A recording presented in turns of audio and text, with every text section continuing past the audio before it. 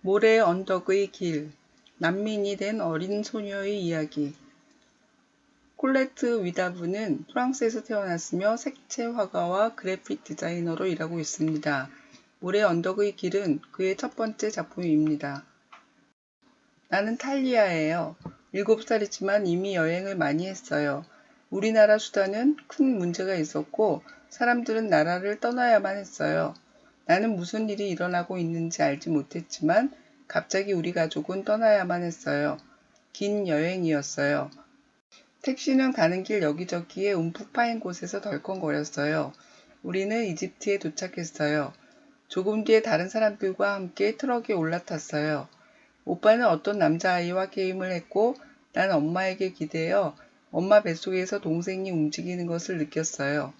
우리가 있는 곳은 사막 한복판이었어요. 나는 태어나서 처음으로 바다를 보았어요. 사람들이 무척이나 많았고 밤이 되자 불행이 닥쳐왔어요. 선원이 우리에게 보트를 타라고 명령했는데 오빠 카말이 보이지 않았어요. 그들은 우리 오빠에 대해 신경도 쓰지 않았어요. 아빠와 엄마는 큰 소리로 오빠를 간절하게 불렀어요. 선장이 우리에게 곧 다시 만날 수 있을 거라고 아마 다른 배를 타게 될 거라고 말했어요. 아빠와 엄마는 한참 동안 울었어요. 어느 해안에 도착해서 아빠는 오빠를 찾아다니며 보트 사이를 헤맸어요. 우리는 더 큰 배를 타기 위해서 선착장에 도착했어요. 배 안에서 우리는 며칠, 어쩌면 한 주 정도 머물렀어요. 하지만 오빠는 우리와 함께 있지 않았어요. 여동생이 태어난 곳은 바로 그 바다 위에서였어요. 우리는 아기에게 아니사라는 이름을 지어 주었어요. 어느 날 아침 드디어 해안가가 나타났어요. 이탈리아 사람들이 타고 있는 구명보트 한 대가 우리 배를 따라와 구명조끼를 나누어 주었어요. 우리는 땅에 발을 디뎠고 아빠는 다시 오빠를 찾으러 다녔어요. 버스는 매일 난민 수용소를 향해 떠났어요. 우리 가족은 파리로 갔어요. 아빠가 거기에 살고 있는 누군가를 알고 있었거든요. 임시로 지어진 난민 수용소 건물에서 머물렀어요. 아빠는 오빠를 찾아서 도시를 누비고 다녔어요. 한 아프리카 사람이 북쪽에 가면 아주 큰 난민 수용소가 있는데 혼자가 된 아이들이 많은 것 같다고 말했어요. 그래서 우리는 기차를 탔어요. 이제 우리 가족은 이곳 바닷가에서 살게 되었어요. 수많은 기자들이 왔을 때 한 의사 아주머니가 이곳은 너무 위험하고 비위생적이라고 말했어요. 그래서 우리는 이사를 할 수 있었어요. 이곳 수용소에는 많은 가족들이 있었어요. 나는 새 친구 나이마를 사귀었어요. 우리는 함께 물을 길어가고 심부름을 하고 오후가 되면 학교에 갔지요. 나는 이 학교가 무척이나 좋았어요. 오빠가 무엇을 하고 있을지 궁금했어요.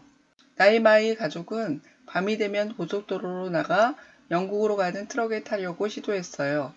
어느 날 나는 나이마의 집이 비어있는 것을 발견했어요. 나이마는 떠났어요. 아나씨는 걸음마를 배웠어요. 아빠는 이곳저곳 수리를 해주곤 했고 엄마는 아이들을 돌보며 요리와 설거지를 했어요. 나는 이제 혼자서 학교에 가요. 어느 날 저녁 양철 더미 뒤로 소년들이 서 있는 모습이 보였어요. 내가 지나갈 때 그들이 나를 불렀어요. 나는 너무 무서워서 달리기 시작했어요. 그들 중 한 명이 나를 따라왔어요. 나는 더 세게 달렸어요. 이제 집에 거의 다 온 거예요. 그때 뒤에서 그 소년이 나를 붙잡았어요. 탈리아 기다려 나야 오빠였어요. 엄마와 아빠와 오빠와 아니사와 나는 서로를 꼭 껴안았어요. 아주 오랫동안요. 이제 더 이상 힘든 일은 없을 거예요. 의미를 찾는 질문, 난민이 된 소녀. 탈리아가 사는 수단은 오랫동안 내전으로 고통받고 있습니다. 수단에 살고 있는 사람들은 탈리아의 가족처럼 난민이 되어 다른 나라로 떠날 수밖에 없었습니다. 탈리는 7살 어린이입니다. 영문도 모른 채 살던 곳을 떠나고 친구와 할아버지에게 인사도 하지 못한 채 멀고 긴 여행을 떠납니다. 사막을 넘고 바다를 건너 프랑스의 모래 언덕에 정착하게 되는 과정을 탈리아의 관점으로 보게 됩니다. 오빠와 헤어지게 되는 아픔을 겪게 되는 불행이 찾아왔지만 너무나 다행히 다시 만날 수 있었습니다. 전쟁이 한 가족에게 얼마나 큰 상처를 주는지, 나라를 잃고 떠도는 난민들이 얼마나 힘든 삶을 살아가는지 느낄 수 있습니다. 질문입니다. 탈리아는 이유도 모른 채 가족들과 살던 곳을 떠나야만 했습니다. 탈리아의 가족이 떠날 수밖에 없었던 이유는 무엇일까요? 탈리아 가족은 아프리카 수단을 떠나 프랑스 북부의 모래 언덕에 정착했습니다. 모래 언덕까지 탈리아 가족은 어떻게 이동했나요? 오빠를 잃어버렸지만 탈리아의 가족들은 배를 타야만 했습니다.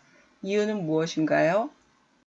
카말 오빠와 헤어지게 된 탈리아의 마음은 어땠을까요? 탈리아가 엄마 아빠의 눈빛 속에 다시 행복의 불꽃이 살아나는 것을 본 것은 언제인가요? 탈리아가 탄 배가 해안가 가까이에 이르자 이탈리아 사람들이 탄 구명보트 한 대가 따라왔습니다. 이탈리아 사람들이 따라온 이유는 무엇인가요? 탈리아의 가족이 프랑스의 북부 지역으로 이사를 간 이유는 무엇인가요? 라이마의 가족이 밤이 되면 고속도로로 나가 영국으로 가는 트럭을 타려고 시도했습니다. 왜 그들은 삼촌이 있는 영국에 몰래 가야만 했을까요? 아빠는 몇 번이나 난민 수용소 사무실에 가서 서류가 여전히 있는지 확인했고 탈리아 가족은 계속 기다려야만 했습니다. 모래 언덕 수용소에 있던 탈리아의 가족이 기다리는 것은 무엇일까요? 어두운 저녁 탈리아는 양철 더미 뒤에 있던 소년들이 무서워서 달리기 시작했습니다. 그들이 무서웠던 이유는 무엇일까요? 탈리아는 이제 더 이상 힘든 일은 없을 거예요 라고 말했습니다.